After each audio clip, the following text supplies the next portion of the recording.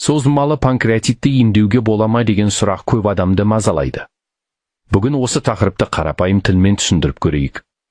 Ұйқы без өте нәзік, қанмен жақсы қамтамасыз етілген және оңай зақымданатын орган. Ол ас қорыту ферменттерін синтездейді. Бұл ферменттер арнайы өзек арқылы ішектің бастапқы бөлігіне түсіп, сол жерде белсенді күйге өтеді. Әдетте өт жолымен ұйқы без өзегі қосылып, бір тесіктен ішекке ашылады.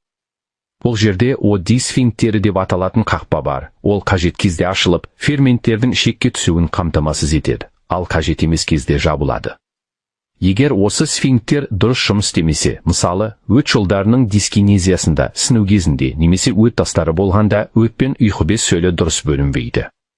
Соның салдарынан ұйқы без зақымдануына әкеледі. Ұйқы бездің тағы бір маңызды қызметі – гормондар бөлу. Ол инсулин, қандағы қантты төмендетеді, және глюкагон, қандағы қантты көтереді, бөледі. Инсулин бұзылса, қант диабеті дамиды. Мұндай бұзылыстың ең жиі себептерінің бірі өттің дұрыс жүрмеуі. Өт қоюланып, іркіліп қалса, немесе Оди сфинктері дұрыс ашылып жабылмаса, ұйқы без сөліде еркін шыға алмайды.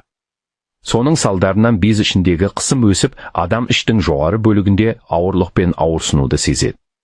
Көп жағдайда созылмалы панкреатит дәл осылай, баяу басталады.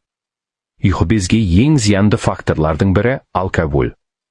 Бұл ағзаға зиян келтіру үшін оттың аз ғана мөлшері жеткілікті. Бауырға қарағанда темекі, химиялық қоспалар, кейбір вирустарда ұйқы без жасушаларын біртіндеп зақымдайды. Сонымен қатар ішектегі қабыну, артық бактериялық немесе грибоктардың өсу, лямблия сияқты паразиттер де өт жолдары аймағында ісіну туғызып, жағдайды ушықтыруы әбден мүмкін. Тағы бір маңызды жайт – тамақтану. Егер рационда су аз болса, өт қоюланады. Ақуы жеткіліксіз болса, ұйқы без ферменттерінің түзілуі нашарлайды, өйткені ферменттердің өзі ақуыз. Ал антиоксиданттар көкөніс пен көк аз болса, жасушалар тотығу стрессіне ұшырайды. Кейде кальцийдің шамадан тыс жиналуы, қалқанша маңы бездерінің бұзылысы, қант диабеті немесе тамырлардағы атеросклерозда ұйқы бездің созылмалы зақымдануына әкеледі. Ауырсынуға келсек, көп адам сол жақ қабырға асты ауырса, бірден ұйқы без деп ойлайды. Бірақ ұйқы без ауырғанда ауырсыну көбіне асқазан үсті тұсында пайда болып, белді айнала қысып тұрғандай сезіледі, кейде арқаға да беріледі. Жедел панкреатитте ауырсыну өте күшті болады, ал созылмалы түрінде көбіне сыздап, хиріп тұрғандай сезіледі, және тамақтан кейін күшею болады. Кей адамдар еңкейіп отырған кезде жеңілдік сезеді, бұл да тән белгі. Егер ферменттер жеткіліксіз бола бастаса, нәжістей өзгереді.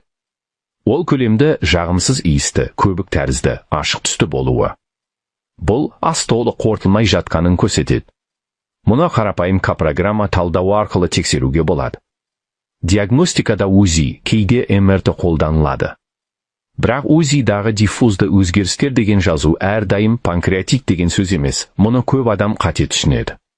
Қосымша ретінде қан талдауларында панкреатикалар амилаза мен липазаға, ал нәжісте панкреатикалар эластазаға мән беріледі.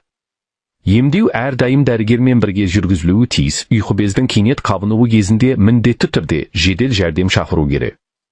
Ал созылмалы түрінде негізгі жұмыс себеппен күресу.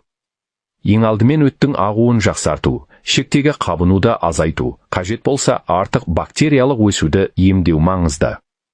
Ферменттік препараттар да жиі қолданылады, әдетте тәуліктік дозасы жеткілікті болуы керек, әйтпесе әсері әлсіз болады. Ұйқы безге антиоксиданттар да пайдалы, Е және С витаминдері, селен сияқты заттар жасушаларды қорғайды. Кей жағдайларда спазмолитиктер Оди сфинктерін босаңсытып, өт пен ферменттердің ағуын жеңілдетеді. Бірақ нақты препараттар мен дозаны міндетті түрде дәрігер анықтауы керек. Тамақтану режимі де өте маңызды. Күніне 3 рет негізгі тамақ жеткілікті, ал қажет болса арасында аздап жеңіл ас ішуге болады. Қарапайым көмір суларды шектеп, ақуызды жеткілікті мөлшерде қабылдау керек, шамамен әр килограмм салмаққа 1,2 грамм. Фастфуд, консервілер, алкоголь сияқты зиянды өнімдерден бас тартқан дұрыс. Ең бастысы созылмалы панкреатит үкім емес. Ағза белгілі бір деңгейде қалпына келе алады. Бірақ бұл бір күнде болмайды. Кезең-кезеңнен тамақтануды түзеп, зиянды факторларды алып тастап, дәрігермен бірге дұрыс жұмыс істесеңіз, ұйқы бездің жағдайын айтарлықтай жақсартуға болады. Көп көрермен доктор Берік арнасын жазылусыз көреді. Ал жазылу дәл осындай пайдалы, шынайы, қазақша медициналық контенттің жалғасуына көмектеседі. Егер сізге ыңғайлы болса, дәл қазір жазылып, ол видеоны жақындарыңызға жіберіңіз, бір адамға болсын, пайдасы тисін. Берік болыңыз, бірге болыңыз.